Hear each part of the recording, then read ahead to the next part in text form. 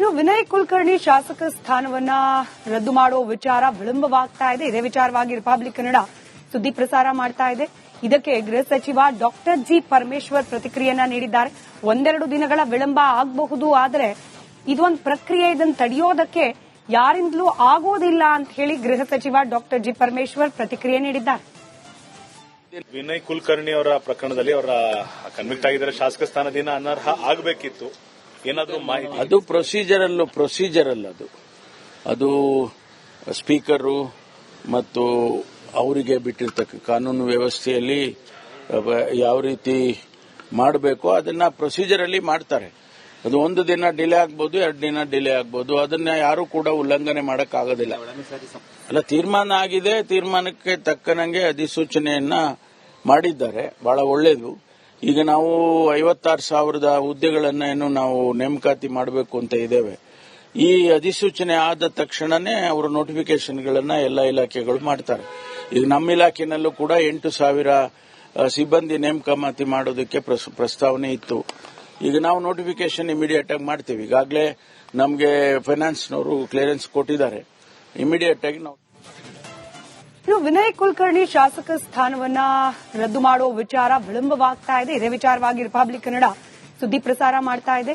ಇದಕ್ಕೆ ಗೃಹ ಸಚಿವ ಡಾಕ್ಟರ್ ಜಿ ಪರಮೇಶ್ವರ್ ಪ್ರತಿಕ್ರಿಯೆಯನ್ನ ನೀಡಿದ್ದಾರೆ. ಒಂದೆರಡು ದಿನಗಳ ವಿಳಂಬ ಆಗಬಹುದು, ಆದರೆ ಇದೊಂದು ಪ್ರಕ್ರಿಯೆ, ಇದನ್ನು ತಡೆಯೋದಕ್ಕೆ ಯಾರಿಂದಲೂ ಆಗೋದಿಲ್ಲ ಅಂತ ಹೇಳಿ ಗೃಹ ಸಚಿವ ಡಾಕ್ಟರ್ ಜಿ ಪರಮೇಶ್ವರ್ ಪ್ರತಿಕ್ರಿಯೆ ನೀಡಿದ್ದಾರೆ.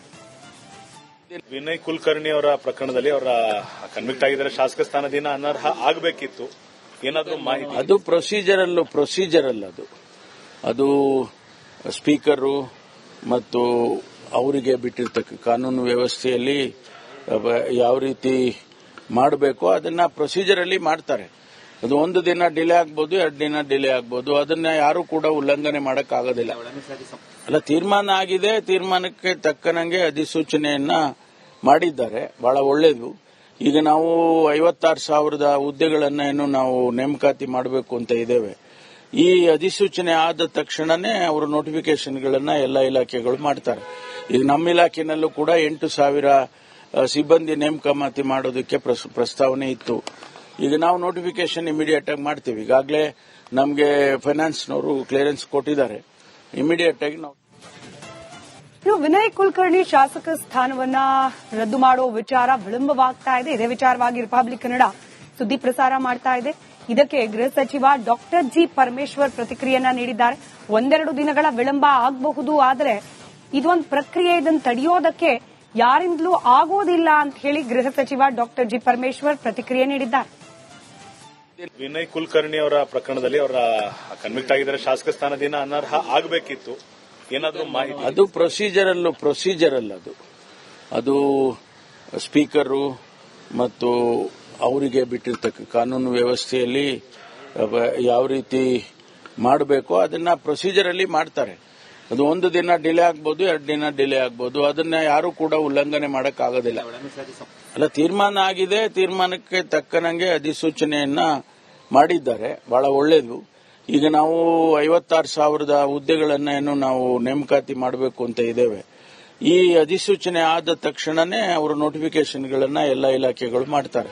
ಈಗ ನಮ್ಮ ಇಲಾಖೆನಲ್ಲೂ ಕೂಡ 8,000 ಸಿಬ್ಬಂದಿ ನೇಮಕಾತಿ ಮಾಡೋದಕ್ಕೆ ಪ್ರಸ್ತಾವನೆ ಇತ್ತು. ಈಗ ನಾವು ನೋಟಿಫಿಕೇಶನ್ ಇಮಿಡಿಯೇಟ್ ಆಗಿ ಮಾಡ್ತೀವಿ. ಈಗಾಗಲೇ ನಮಗೆ ಫೈನಾನ್ಸ್ನವರು ಕ್ಲಿಯರೆನ್ಸ್ ಕೊಟ್ಟಿದ್ದಾರೆ.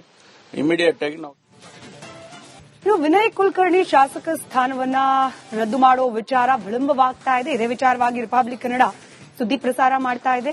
ಇದಕ್ಕೆ ಗೃಹ ಸಚಿವ ಡಾಕ್ಟರ್ ಜಿ ಪರಮೇಶ್ವರ್ ಪ್ರತಿಕ್ರಿಯೆಯನ್ನ ನೀಡಿದ್ದಾರೆ. ಒಂದೆರಡು ದಿನಗಳ ವಿಳಂಬ ಆಗಬಹುದು, ಆದರೆ ಇದೊಂದು ಪ್ರಕ್ರಿಯೆ, ಇದನ್ನು ತಡೆಯೋದಕ್ಕೆ ಯಾರಿಂದಲೂ ಆಗೋದಿಲ್ಲ ಅಂತ ಹೇಳಿ ಗೃಹ ಸಚಿವ ಡಾಕ್ಟರ್ ಜಿ ಪರಮೇಶ್ವರ್ ಪ್ರತಿಕ್ರಿಯೆ ನೀಡಿದ್ದಾರೆ. ವಿನಯ್ ಕುಲಕರ್ಣಿ ಅವರ ಪ್ರಕರಣದಲ್ಲಿ ಅವರ ಕನ್ವಿಕ್ಟ್ ಆಗಿದ್ದಾರೆ. ಶಾಸಕ ಸ್ಥಾನದಿಂದ ಅನರ್ಹ ಆಗಬೇಕಿತ್ತು. ಏನಾದರೂ ಮಾಹಿತಿ? ಅದು ಪ್ರೊಸೀಜರಲ್ ಅದು ಸ್ಪೀಕರು ಮತ್ತು ಅವರಿಗೆ ಬಿಟ್ಟಿರ್ತಕ್ಕ ಕಾನೂನು ವ್ಯವಸ್ಥೆಯಲ್ಲಿ ಯಾವ ರೀತಿ ಮಾಡಬೇಕು ಅದನ್ನ ಪ್ರೊಸೀಜರಲ್ಲಿ ಮಾಡ್ತಾರೆ.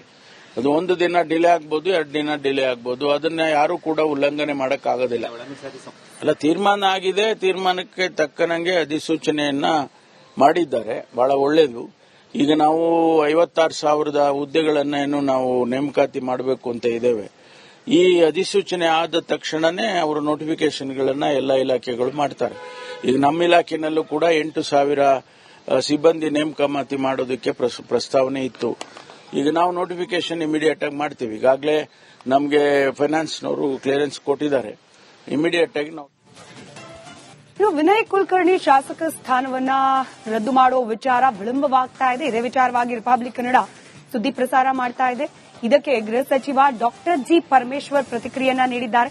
ಒಂದೆರಡು ದಿನಗಳ ವಿಳಂಬ ಆಗಬಹುದು, ಆದರೆ ಇದೊಂದು ಪ್ರಕ್ರಿಯೆ, ಇದನ್ನು ತಡೆಯೋದಕ್ಕೆ ಯಾರಿಂದಲೂ ಆಗೋದಿಲ್ಲ ಅಂತ ಹೇಳಿ ಗೃಹ ಸಚಿವ ಡಾಕ್ಟರ್ ಜಿ ಪರಮೇಶ್ವರ್ ಪ್ರತಿಕ್ರಿಯೆ ನೀಡಿದ್ದಾರೆ. ವಿನಯ್ ಕುಲಕರ್ಣಿ ಅವರ ಪ್ರಕರಣದಲ್ಲಿ ಅವರ ಕನ್ವಿಕ್ಟ್ ಆಗಿದ್ದಾರೆ. ಶಾಸಕ ಸ್ಥಾನದಿಂದ ಅನರ್ಹ ಆಗಬೇಕಿತ್ತು. ಏನಾದರೂ ಮಾಹಿತಿ? ಅದು ಪ್ರೊಸೀಜರ್ ಅಲ್ಲ.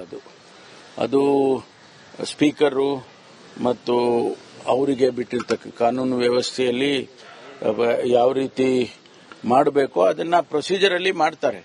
ಅದು ಒಂದು ದಿನ ಡಿಲೇ ಆಗ್ಬೋದು, 2 ದಿನ ಡಿಲೇ ಆಗ್ಬೋದು. ಅದನ್ನ ಯಾರು ಕೂಡ ಉಲ್ಲಂಘನೆ ಮಾಡಕ್ಕಾಗೋದಿಲ್ಲ. ಅಲ್ಲ, ತೀರ್ಮಾನ ಆಗಿದೆ. ತೀರ್ಮಾನಕ್ಕೆ ತಕ್ಕನಂಗೆ ಅಧಿಸೂಚನೆಯನ್ನ ಮಾಡಿದ್ದಾರೆ. ಬಹಳ ಒಳ್ಳೇದು. ಈಗ ನಾವು 56,000 ಹುದ್ದೆಗಳನ್ನೇನು ನಾವು ನೇಮಕಾತಿ ಮಾಡಬೇಕು ಅಂತ ಇದ್ದೇವೆ. ಈ ಅಧಿಸೂಚನೆ ಆದ ತಕ್ಷಣನೇ ಅವರು ನೋಟಿಫಿಕೇಶನ್ಗಳನ್ನ ಎಲ್ಲ ಇಲಾಖೆಗಳು ಮಾಡ್ತಾರೆ. ಈಗ ನಮ್ಮ ಇಲಾಖೆನಲ್ಲೂ ಕೂಡ 8,000 ಸಿಬ್ಬಂದಿ ನೇಮಕಾತಿ ಮಾಡೋದಕ್ಕೆ ಪ್ರಸ್ತಾವನೆ ಇತ್ತು. ಈಗ ನಾವು ನೋಟಿಫಿಕೇಶನ್ ಇಮಿಡಿಯೇಟ್ ಆಗಿ ಮಾಡ್ತೀವಿ. ಈಗಾಗಲೇ ನಮಗೆ ಫೈನಾನ್ಸ್ನವರು ಕ್ಲಿಯರೆನ್ಸ್ ಕೊಟ್ಟಿದ್ದಾರೆ. ಇಮಿಡಿಯೇಟ್ ಆಗಿ ನಾವು ವಿನಯ್ ಕುಲಕರ್ಣಿ ಶಾಸಕ ಸ್ಥಾನವನ್ನ ರದ್ದು ಮಾಡುವ ವಿಚಾರ ವಿಳಂಬವಾಗ್ತಾ ಇದೆ. ಇದೇ ವಿಚಾರವಾಗಿ ರಿಪಬ್ಲಿಕ್ ಕನ್ನಡ ಸುದ್ದಿ ಪ್ರಸಾರ ಮಾಡ್ತಾ ಇದೆ. ಇದಕ್ಕೆ ಗೃಹ ಸಚಿವ ಡಾಕ್ಟರ್ ಜಿ ಪರಮೇಶ್ವರ್ ಪ್ರತಿಕ್ರಿಯೆಯನ್ನ ನೀಡಿದ್ದಾರೆ. ಒಂದೆರಡು ದಿನಗಳ ವಿಳಂಬ ಆಗಬಹುದು, ಆದರೆ ಇದೊಂದು ಪ್ರಕ್ರಿಯೆ, ಇದನ್ನು ತಡೆಯೋದಕ್ಕೆ ಯಾರಿಂದಲೂ ಆಗೋದಿಲ್ಲ ಅಂತ ಹೇಳಿ ಗೃಹ ಸಚಿವ ಡಾಕ್ಟರ್ ಜಿ ಪರಮೇಶ್ವರ್ ಪ್ರತಿಕ್ರಿಯೆ ನೀಡಿದ್ದಾರೆ.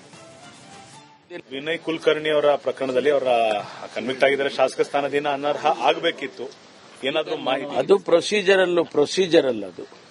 ಅದು ಸ್ಪೀಕರು ಮತ್ತು ಅವರಿಗೆ ಬಿಟ್ಟಿರ್ತಕ್ಕ ಕಾನೂನು ವ್ಯವಸ್ಥೆಯಲ್ಲಿ ಯಾವ ರೀತಿ ಮಾಡಬೇಕೋ ಅದನ್ನ ಪ್ರೊಸೀಜರ್ ಅಲ್ಲಿ ಮಾಡ್ತಾರೆ. ಅದು ಒಂದು ದಿನ ಡಿಲೇ ಆಗ್ಬೋದು, 2 ದಿನ ಡಿಲೇ ಆಗ್ಬೋದು. ಅದನ್ನ ಯಾರು ಕೂಡ ಉಲ್ಲಂಘನೆ ಮಾಡಕ್ಕಾಗೋದಿಲ್ಲ. ಅಲ್ಲ, ತೀರ್ಮಾನ ಆಗಿದೆ. ತೀರ್ಮಾನಕ್ಕೆ ತಕ್ಕನಂಗೆ ಅಧಿಸೂಚನೆಯನ್ನ ಮಾಡಿದ್ದಾರೆ. ಬಹಳ ಒಳ್ಳೇದು. ಈಗ ನಾವು 56,000 ಹುದ್ದೆಗಳನ್ನೇನು ನಾವು ನೇಮಕಾತಿ ಮಾಡಬೇಕು ಅಂತ ಇದ್ದೇವೆ. ಈ ಅಧಿಸೂಚನೆ ಆದ ತಕ್ಷಣನೇ ಅವರು ನೋಟಿಫಿಕೇಶನ್ಗಳನ್ನ ಎಲ್ಲ ಇಲಾಖೆಗಳು ಮಾಡ್ತಾರೆ. ಈಗ ನಮ್ಮ ಇಲಾಖೆನಲ್ಲೂ ಕೂಡ 8,000 ಸಿಬ್ಬಂದಿ ನೇಮಕಾತಿ ಮಾಡೋದಕ್ಕೆ ಪ್ರಸ್ತಾವನೆ ಇತ್ತು. ಈಗ ನಾವು ನೋಟಿಫಿಕೇಶನ್ ಇಮಿಡಿಯೇಟ್ ಆಗಿ ಮಾಡ್ತೀವಿ. ಈಗಾಗಲೇ ನಮಗೆ ಫೈನಾನ್ಸ್ನವರು ಕ್ಲಿಯರೆನ್ಸ್ ಕೊಟ್ಟಿದ್ದಾರೆ. ಇಮಿಡಿಯೇಟ್ ಆಗಿ ನಾವು